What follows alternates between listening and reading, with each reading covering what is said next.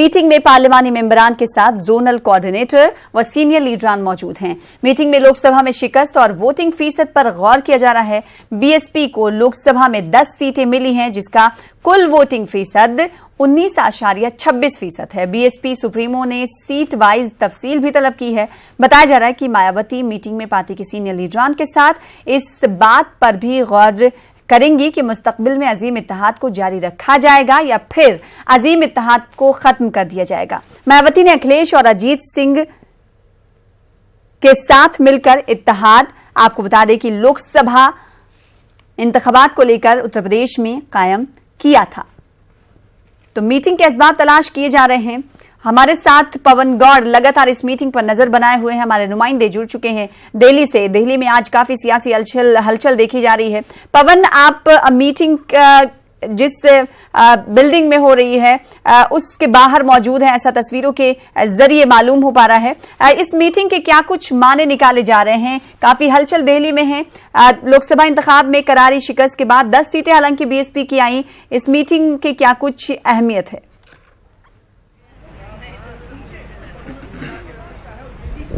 देखिए, आपको बताना चाहूंगा कि तकरीबन 1.5 घंटे से ज्यादा का वक्त हो गया है इस मीटिंग को शुरू हुए। तकरीबन 11 बजे बसपा सुप्रीमो मायावती यहाँ जो उनका बसपा का जो मुख्य कार्यालय है यहाँ पहुंची और मीटिंग शुरू हो गई। उसके साथ साथ इस मीटिंग में जो है जितने भी उनके जिलाध्यक्ष हैं उत्तर प्रदेश से, उसके साथ साथ जोनल कोऑर्डिनेटर, जितने भी प्रत्याशी जो लोकसभा चुनाव लड़े हैं और जीते हुए सभी 10 सांसद बैठक में शामिल हैं, उनके साथ में जो बसपा सुप्रीमो मायावती जो हैं वो एक समीक्षा कर रहे हैं लोकसभा चुनाव के परिणाम की, कि आखिर क्यों गठबंधन के बावजूद सपा और आरएलडी के साथ बसपा का गठबंधन हुआ, उसके बावजूद भी क्यों अपेक्षित परिणाम नहीं आया। माना जा रहा था कि जब शुरू में जब गठबंधन हुआ था तो सब लोग एक साथ समझ रहे थे कि अब ये गठबंधन जो है उत्तर प्रदेश के अंदर क्लीन स्वीप कर देगा और बीजेपी को बिल्कुल वहां से खत्म कर देगा। लेकिन परिणाम जब आए तो बीजेपी ने उत्तर प्रदेश को क्लीन स्वीप कर लिया और गठबंधन के खाते में सिर्फ 16 सीट जाती हुई दिखी। तो उसे देख सकते हैं कि जिससे लगातार गठबंधन ने जरा भी जमीन पर काम करते हुए नहीं दिखा। तो उसके कारण क्या थे? क्यों वोट ट्रांसफर दोनों पार्टियों का एक दूसरे के लिए नहीं हुआ, और अगर वोट ट्रांसफर नहीं हुआ है तो फिर गठबंधन का भविष्य क्या होगा, इसको लेकर भी बातचीत की जाएगी। उसके साथ साथ किन नेताओं ने पार्टी विरोधी गतिविधियों में हिस्सा लिया है, क्योंकि जैसे ही परिणाम आए तो मायावती ने तमाम जो प्रदेश अध्यक्ष हों या प्रदेश प्रभारी हों उनको बदल दिया था अन्य प्रदेशों से। उसको लेकर भी समीक्षा की जा रही है कि क्या यहां भी बड़े फेरबदल हो सकते हैं, उसको लेकर बातचीत होगी। उसके साथ साथ कुछ नेता जैसे रामवीर उपाध्याय, चुनाव परिणाम आए तुरंत मायावती ने बड़ा एक्शन लेते हुए उनको पार्टी के सभी पदों से बर्खास्त कर दिया। तो ऐसे भी कार्रवाई होते हुए नजर आ सकती है जब ये बैठक समाप्त होगी। तो पूरे चुनाव परिणामों को लेकर समीक्षा की जा रही है कि आखिर क्यों जो अपेक्षित परिणाम थे वो लोकसभा चुनाव में बसपा के पक्ष में नजर नहीं आए। जी पवन गौड़, जिस तरीके से आपने भी जिक्र किया और हम ये जानते हैं कि कई रियासतों के ओहदेदारों को मायावती ने हटाया है और इसके बाद आज तमाम लोगों को फिर से बुलाया है मायावती ने दिल्ली में। ऐसे में क्या ये उम्मीद लगाई जाए या फिर ये इम्कान जाहिर किया जा रहा है कि कई ओहदेदारों की छुट्टी हो सकती है बीएसपी से?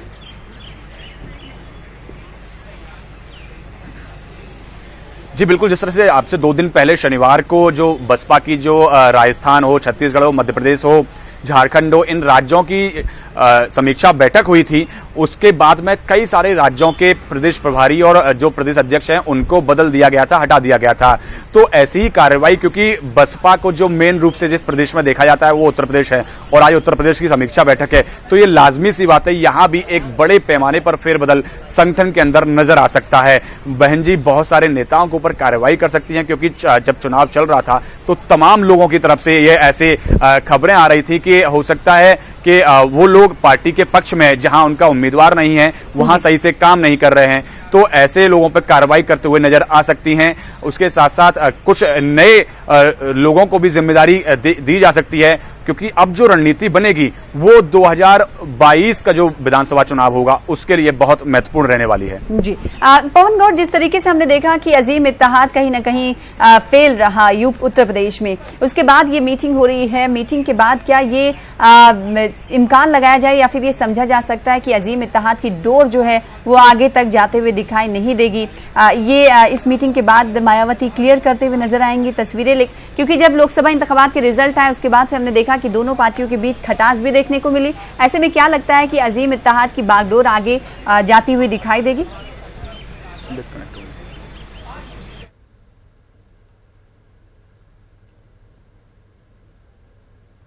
पवन गौड़, आपको हमारी आवाज आ पा रही होगी तो सवाल का जवाब दीजिएगा। जिस तरीके से उत्तर प्रदेश में महागठबंधन ने एक साथ मिलकर चुनाव लड़ा और फिर उसके बाद हमने रिजल्ट भी सामने देखा और उसी को लेकर आज ये समीक्षा बैठक बुलाई गई है।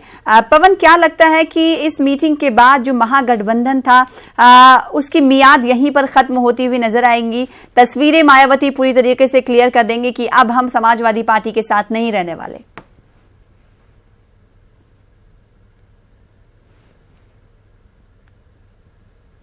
तो पवन तक लगता है हमारी आवाज नहीं पहुंच पा रही है। ये तस्वीरें जो आप देख पा रहे हैं, ये तस्वीरें मीटिंग के मकाम की है।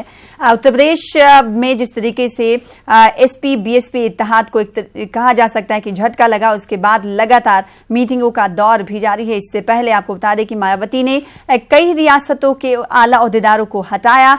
इस बार भी ये मुमकिन है कि जो ये मीटिंग मुनक्किद की गई है, मीटिंग के बाद कई आला ओहदेदारों पर गाज गिर सकती है, छुट्टी हो सकती है और कई नए नाम पार्टी में, संगठन में, तंजीम में शामिल किए जा सकते हैं। गुज़िश्ता 1.5 घंटे से ये मीटिंग जारी है। हालांकि इस मीटिंग में अब तक किन बातों पर गौर खौज किया गया, किन बातों को जेर बहस लाया गया, अभी तक इसकी जानकारी बाहर निकल कर नहीं आ पाई है। लेकिन हमारे साथ हमारे नुमाइंदे पवन गौड़ जुड़े हुए हैं। पवन, आपसे सवाल लगातार मेरा ये है कि जिस तरीके से उत्तर प्रदेश में महागठबंधन ने इंतखाब लड़ा, उसके बाद रिजल्ट सबके सामने है, क्या लगता है इस मीटिंग के बाद मायावती ये कहते हुए नजर आएंगी कि अब महागठबंधन के साथ हम नहीं हैं, आपका रास्ता अलग और हमारा रास्ता अलग?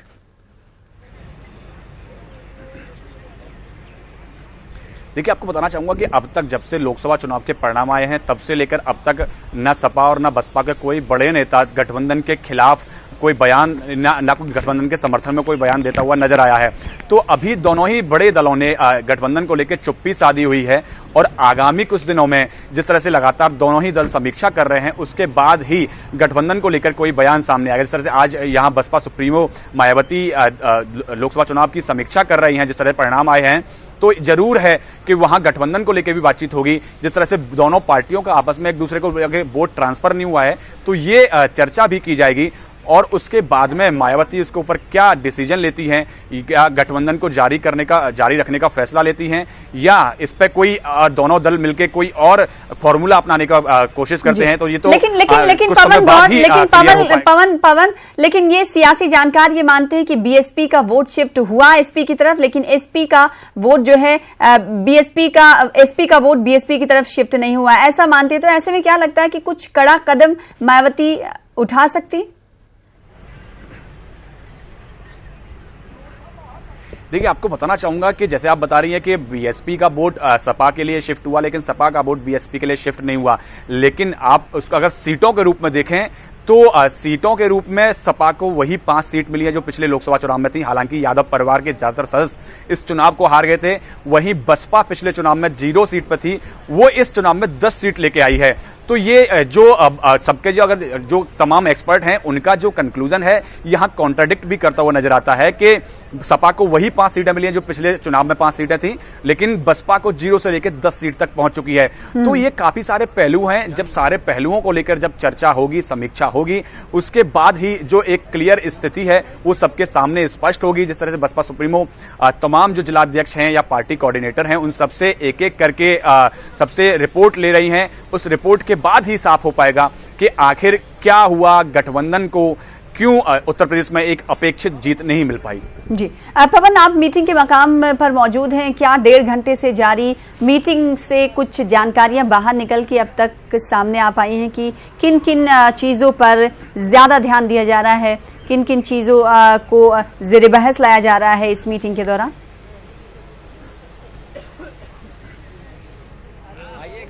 देखिए, आपको बताना चाहूंगा कि विशेषकर सबसे पहले इस मीटिंग में संगठन को लेकर चर्चा हो रही है कि आखिर संगठन क्यों फेल हो रहा है। लगातार 2014 का चुनाव देखें, उसके बाद 2017 का चुनाव देखें और 2019 का चुनाव देखें, तो उसमें बसपा जो है अपना जो उनका जो फिक्स वोट बैंक, जो दलित वोट बैंक जो मायावती के साथ जुड़ा माना जाता था, वो कहीं ना कहीं मायावती से खिसकता जा रहा है। जब जितनी भी बार मायावती उत्तर प्रदेश की मुख्यमंत्री बनी तो उनके साथ में हमेशा से जो दलित वोट बैंक था वो फिक्स रहता था। उसके साथ में एक जो सवर्ण जाति थी, ज्यादातर जो ब्राह्मण जो थे वो उनके साथ जुड़ते थे, तो वो सरकार बनाने में सक्षम हो पाती थी।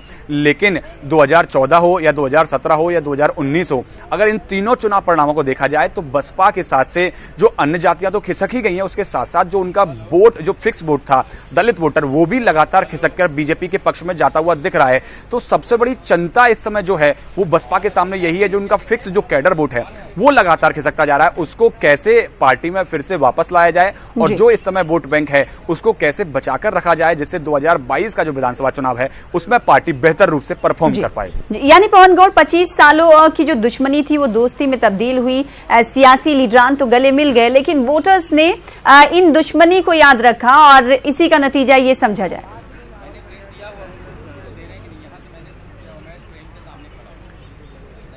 जी, जाहिर तौर पर यह बात तो तय है कि जिस तरह से परिणाम आए हैं उसमें एक बात तो तय है कि दोनों ही पार्टियों का वोट बहुत ज्यादा एक दूसरे के लिए ट्रांसफर नहीं हुआ है। अगर वोट ट्रांसफर करने में दोनों ही पार्टियां सक्षम होती तो लोकसभा चुनाव का जो उत्तर प्रदेश के अंदर परिणाम कम से कम अलग देखने को मिलता। तो जाहिर तौर पर जो नेताओं के दिल तो मिल गए, लेकिन वोटर जो था इन दोनों ही पार्टियों का, उनके दिल नहीं मिल पाए जमीन पर।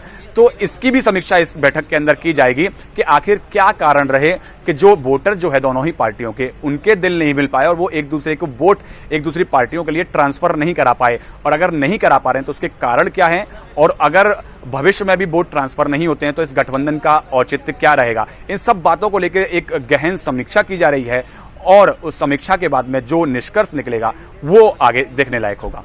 पवन, क्या लगता है कि तंजीम में, संगठन में कुछ तब्दीली की जाएगी, बड़ी तादाद में तब्दीली की जाएगी? कहा जाता है कि पार्टी अगर मजबूत होती है तो तंजीम का मजबूत होना जरूरी होता है। ऐसे में हर पार्टी जो है अपनी तंजीम की मजबूती को लेकर काम करती हुई दिखाई दे रही है। कांग्रेस की बात कर लें तो कांग्रेस ने भी यही रुख अपनाया हुआ है। ऐसे में बीएसपी की अगर बात कर ली जाए तो बीएसपी तंजीमी हवाले से क्या कुछ इस मीटिंग के बाद फैसले ले सकती है?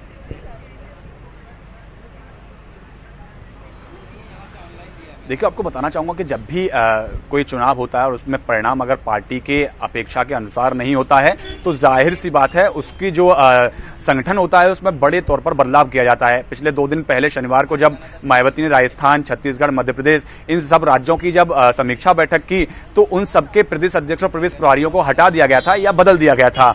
तो जाहिर तौर पर उत्तर प्रदेश के अंदर बीएसपी का जो ग्राफ है वो बहुत बड़ा है। मूलतः बीएसपी को उत्तर प्रदेश की पार्टी ही माना जाता है।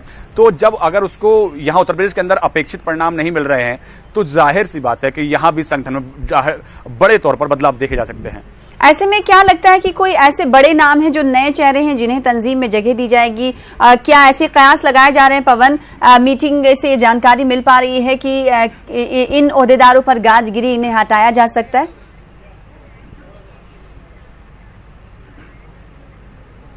नहीं, देखिए, अभी तक तो ऐसी खबरें अंदर से बाहर नहीं आ पा रही हैं कि किन-किन के ऊपर गाज गिर सकती है या किन-किन को हटाया जा सकता है। लेकिन जिस तरह से जोनल कोऑर्डिनेटर और जो जिलाध्यक्ष जो हैं, जो अपनी रिपोर्ट सौंपेंगे, उस रिपोर्ट के अंदर ये भी होगा कि किन-किन नेताओं ने उस क्षेत्र के अंदर पार्टी के विरोध में काम किया है या पार्टी के अपेक्षा के अनुसार काम नहीं किया है। तो जो रिपोर्ट जब मायावती के पास सौंपी जाएगी, जब उसका गहन अध्ययन होगा, उसके बाद में इन सारे अधिकारियों के ऊपर और जो संगठन के लोग हैं उनके ऊपर कार्रवाई की जाएगी। जी, अगर बात चुनाव तशहीर की बात करें तो हमने देखा कि एक स्टेज पर मायावती, मुलायम सिंह और साथ ही साथ डिंपल यादव दिखाई दी और उसके बाद हमने देखा था कि जब उन्होंने पांव छुए थे बुआ के तो कई तरह की तनकीदें उन पर की गई थी, टिप्पणी की गई थी। इन तमाम चीजों को क्या लगता है कि साइलेंट वोटर जो है वो देखता रहा और इसी का खामियाजा भुगतना पड़ रहा है इन दोनों पार्टियों को? अगर ये अलग अलग लड़ती तो तस्वीरें कुछ और होती। पवन, देखिए, आपको बताना चाहूंगा कि बीजेपी जो है इस चुनाव में वो 50% की राजनीति कर रही थी।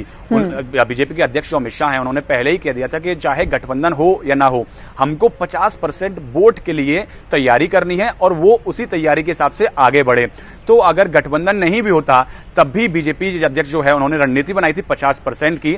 जब गठबंधन हो गया फिर भी वो 50% की रणनीति पे अड़े हो रहे और लगातार वो अपनी 50% उनको कैसे हर लोकसभा से उनको मिले और हर राज्य से उनको 50% मिले, उसको लगातार वो काम करते रहे। तो ये जो परिणाम आप देख रहे हैं लोकसभा चुनाव में, गठबंधन के बावजूद भी अगर बीजेपी को इतना बड़ा जनाधार, इतना बड़ा जनादेश अगर उत्तर प्रदेश के अंदर से बीजेपी को 62 और अगर एनडीए की बात करें तो 64 सीट मिली है, तो कहीं ना कहीं जो 50% की रणनीति थी अमित शाह की वो काम आई है बीजेपी के पक्ष में। तो ऐसे ही ये जो दल थे जो 50% की राजनीति के आगे, बीजेपी की 50% की जो राजनीति थी उसके आगे नतमस्तक हो गए और जो ग्राउंड का जो साइलेंट जो वोटर था उसको बीजेपी अपने पक्ष में साधने में कामयाब हो गई। उसका खामियाजा सपा और बसपा दोनों को भुगतना पड़ा। जी, यानी ये बात साफ है कि स्ट्रैटेजी जो है इन दोनों पार्टियों की महागठबंधन की सामने सही तरीके से नहीं आ पाई। क्या मुद्दे लेकर जाना है वो सही तरीके से नहीं ले पाए, खाली एजेंडा इन्हें था कि मोदी को हराना है, जिसके बाद ये हालात खराब हुए पार्टियों के लिए। बेहद शुक्रिया पवन गौड़ हमारे साथ जुड़ने के लिए, तफसील के साथ बातचीत करने के लिए। फिलहाल इसी के साथ मुझे दीजिए इजाजत। आदाब।